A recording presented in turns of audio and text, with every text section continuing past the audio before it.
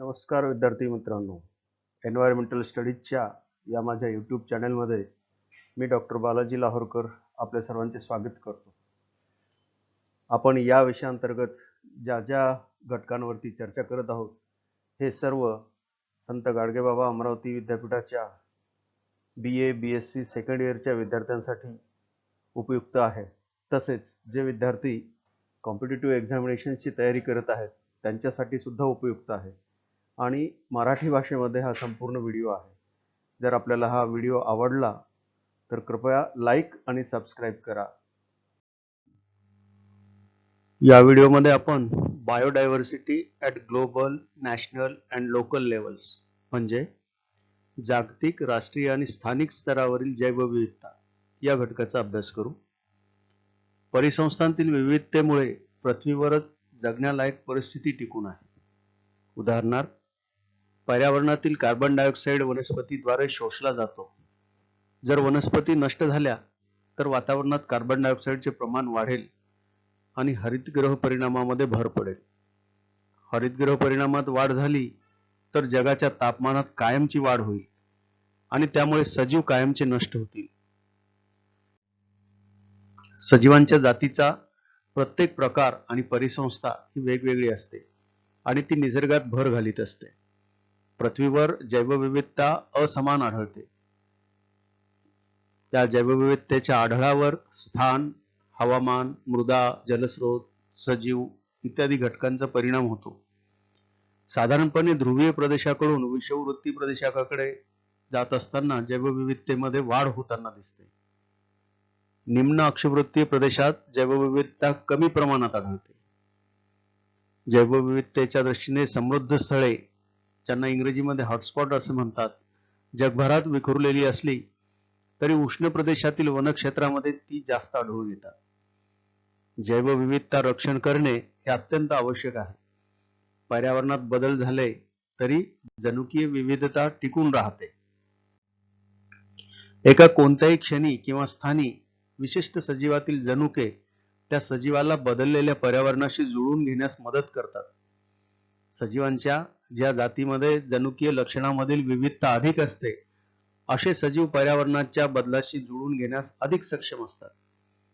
जैवविविधतेबाबत जागतिक स्तरावरील भूमिका, परिणाम व मूल्य अभ्यासण्यासाठी आपल्याला विविधतेबाबत विकसित आणि विकसनशील देशांची भूमिका समजून घेणे आवश्यक आहे. ज्यावेळी मूळ अस्तित्वात असलेली पर्यावरण व्यवस्था नष्ट होऊ लागते त्यावेळी या बदलत्या परिस्थितीशी समायोजन साधू न शकणारे सजीव नष्ट होतात. ज्यांच्या राहण्याचा प्रश्न निर्माण झाला ते विस्थापित झाल्याने त्यांचे अस्तित्व धोक्यात आले. उदाहरणार्थ, पाण्यात सोडल्या जाणाऱ्या दूषित रसायनांमुळे पाण्यातील मासे मृत पावताना दिसतात.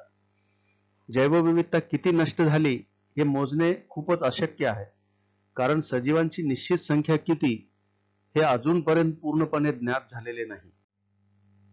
काही सजीव इतके सूक्ष्म आहेत की ते पटकन साध्या नजरेत दिसत नाहीत, तर काही बरेचसे सजीव हे खूप दूरवर न मिळणाऱ्या, न दिसणाऱ्या जागी राहतात.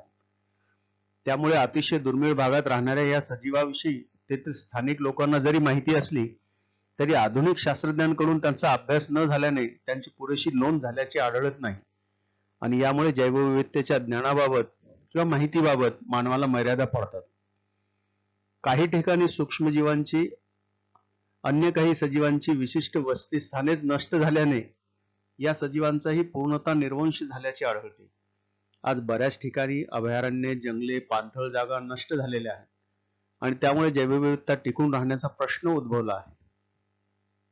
ज्या ठिकाणी पाणी, पाणथळ जागा, दलदल असते अशा ठिकाणी प्राण्यांना, पक्ष्यांना खाद्य मिळत असते आणि त्यामुळे त्यांचा मुक्त संचार तेथे असतो.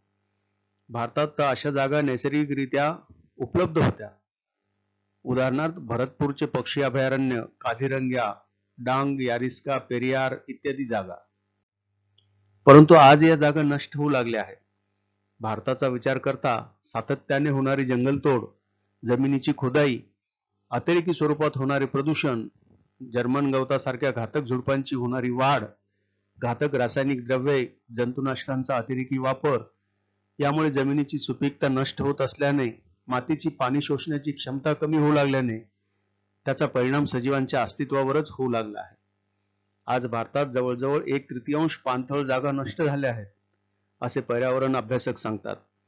सध्या काळात जैवविविधतेच्या विनाशाला जे प्रत्यक्ष अप्रत्यक्ष कारणीभूत घटक म्हणजे सजीवांवरील आक्रमण, प्रदूषण, जागतिक वातावरणात झालेला बदल, सजीवांचे अतिरेकी शोषण, छळ, शेती व जंगलांचा ऱ्हास, तसेच जैवविविधतेच्या ऱ्हासाला खऱ्या अर्थाने माणसाची जीवन जगण्याची पद्धतच फार मोठ्या प्रमाणात जबाबदार असलेली दिसते. कृषी व्यवसाय, रस्ते बांधणी, घर बांधणी, औद्योगिक व इतर मोठे प्रकल्प सुरू झाल्याने उपलब्ध जमिनीचा वापर मानवाकडून या कामासाठी केला जाऊ लागल्याने त्यातून जमिनीवर अतिक्रमणे होऊ लागली. परिणामी मुबलक जैवविविधता असणारी जागा मर्यादित होऊ लागली आहे. त्यातूनच जैवविविधता नष्ट होऊ लागली आहे. जंगलाची जागा ही कमी होऊ लागल्याने प्राण्यांच्या मुक्त स्वैराचारावर त्याचा परिणाम होऊ लागला. उदाहरणार्थ, भारतात आज हत्तींची संख्या कमी होऊ लागली आहे, कारण पाणी व अन्नासाठी हत्ती खूप लांबवर फिरत असतात. पण आज दक्षिणेकडच्या राज्यात 10% नैसर्गिक जंगलांचा उपयोग हा व्यापारी उपयोगासाठी केला जातो आहे. या जंगलात सिल्वर ओक, साग यासारख्या झाडांची देखील व्यापारासाठी कत्तल होत आहे. या अनिर्बंध जंगलतोडीमुळे प्राण्यांच्या संरक्षणाचा व त्यांच्या राहण्याच्या जागेचा प्रश्न निर्माण झाला आहे. म्हणजेच जैवविविधतेला धोका निर्माण झाला आहे. आणि हे कुठल्याही एका स्तरावरचा प्रश्न नसून हा जागतिक, राष्ट्रीय आणि स्थानिक सर्व स्तरावरती ही स्थिती आज निर्माण झालेली आपल्याला दिसून येते.